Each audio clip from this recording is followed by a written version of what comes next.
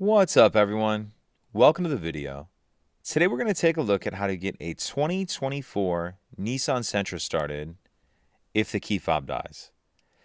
At the end of the video, we'll also take a look at how to turn the vehicle off once it's started with the dead key fob, as it's just slightly different than normal. So I've taken the battery out of this key fob to demonstrate. As you can see, none of the buttons are working. If I try to start the Sentra as I normally would, it's not going to start, and I'm going to get a message on the dash saying place the key near the start switch.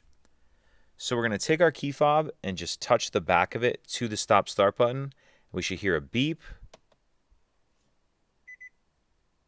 and then the message on the dash will change to this, and now we should be able to start the vehicle as normal. So brake.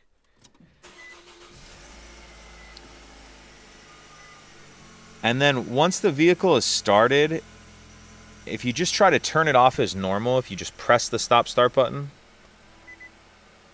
you notice it won't turn off, and you get a message on the dash saying press and hold. No key, press and hold stop start button. So that's what we need to do. Rather than just press it, we need to press and hold it down for a few seconds, and then it will turn the vehicle off. The only other thing you'll want to do is replace the battery in your key fob as soon as you can.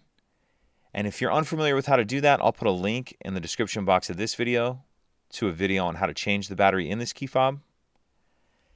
If you have any other questions, please let me know. If you could take a second to like and subscribe, it helps us out, and I'd appreciate it. Thank you.